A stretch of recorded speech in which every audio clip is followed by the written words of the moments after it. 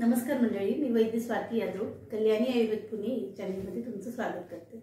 आज आपण बघणार आहोत की पथ्याच्या भाज्या कोणत्या। नेहमी तुम्ही कोणत्या भाज्या जास्त प्रमाणात खाता? कॉमनली बघायला गेलं तर बटाटा, वांग, शिमला मिरची, फार फ्लॉवर, याच्यापेक्षा जास्त भाज्या लोक खातच नाहीत।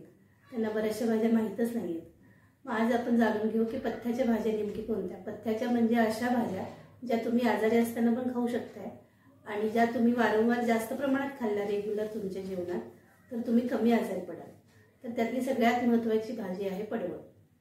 पडवळ म्हणजे स्नेक गार्ड, जे जुलै ऑगस्ट मध्ये मिळते, जी वेलीवर येते, जे भरपूर लांब असते, ज्यावरती व्हाईट कलरचे पट्टे असतात।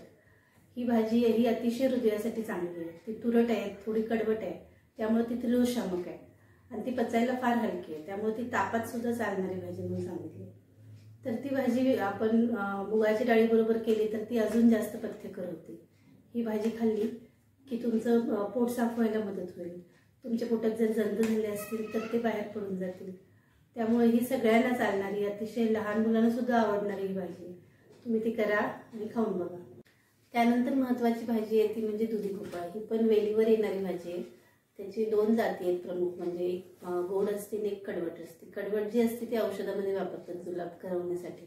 गोड असते ती खाण्यासाठी वापरतात। तरी पण त्याचा कच्चा रस पिणे हे बऱ्याचदा विषकारक होऊ शकतं, त्यामुळं ती शिजवूनच खायला पाहिजे। त्याचे वेगवेगळे पदार्थ बनवले जातात, जसं की हलवा बनवू शकतो आपण, पराठे बनवतात, शिरा बनवतात। याच्यामध्ये कडवटपणा थोडा असतोय, त्यामुळे हे पित्तशामक आणि कफशामक आहे।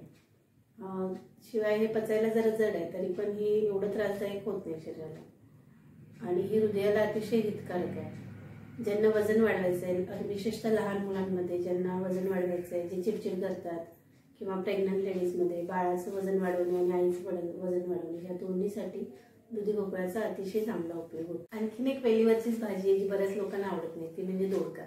बऱ्याच लोकांना ती तोंडात फिरते असं वाटतं, त्याची टेस्ट आवडत नाही, त्यामुळं शक्यतो लहान मुलं तर ती खायचं टाळतातच। पण ही भाजी पण अतिशय गुणकारी आहे। ती पण वेलीवर येणारी आहे, ती पूर्ण भारतभर मिळते आणि ती विशेषतः थंड स्वभावाची आहे। ती कडू आहे, ती पित्तशामक आहे आणि अग्नी वाढवणार आहे, म्हणजे पचनशक्ती सुधारणारी आहे। त्याच्यामध्ये पण तुम्ही मुगाची डाळ वगैरे घालून वेगवेगळ्या पद्धतीने ते करून खाऊ शकता। दोडक्यामध्ये दोन जाती असतात, एक कडू आणि गोड। जी कडू असते ती औषधामध्ये वापरली जाते आणि गोड असते ती जेवणात वापरली जाते।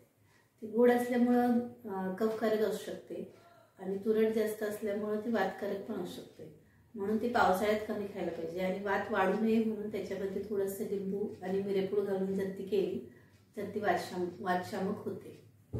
त्यामुळे यानंतर कॉमनली जास्त खाल्ली जाणारी भाजी म्हणजे वांग।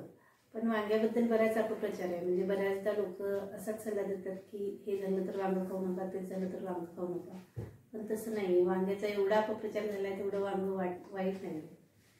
फक्त ते वांग जे तुम्ही खाणार आहे ते कोवळं असायला पाहिजे। त्याच्यामध्ये जर बिया असतील, भरपूर बियांचं वांग खाणं हे विषसमान सांगितलं।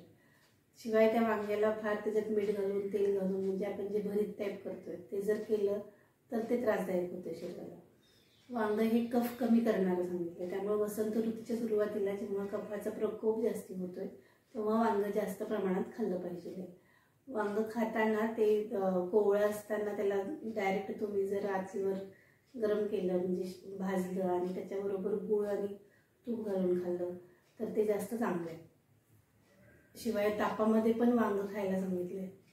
वांगी ही चवीला मधुर, तीक्ष्ण, उष्ण असतात, तरी पण ती पित्तकारक नसतात। म्हणजे युजली उष्ण पदार्थ खाल्ले की पित्त वाढतंय, पण तसं वांग्याच्या बाबतीत होत नाही।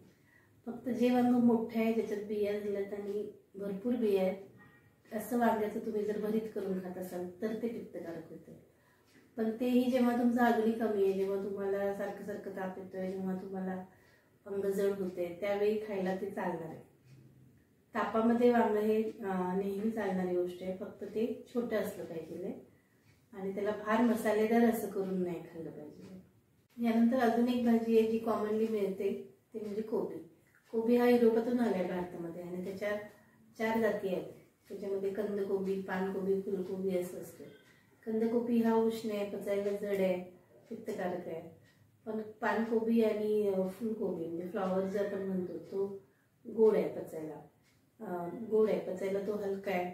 शिवाय त्याच्याने पित्त दोष कमी होतोय. आणि तो थोडक्यात काय तर या भाज्यांचा वापर तुमच्या आहारात जास्त प्रमाणात असू द्या, म्हणजे तुम्ही कमी आजारी पडाल. आणि आजारी पडल्यानंतर ह्याच भाज्या प्रिफरेबली जास्त खा, म्हणजे लवकर बरे व्हाल. अशीच माहिती अजून जास्त मिळवण्यासाठी चॅनलला लाईक, शेअर, सबस्क्राईब करा. उरलेल्या भाज्यांची माहिती आपण नेक्स्ट व्हिडिओमध्ये घेऊ. तोपर्यंत धन्यवाद.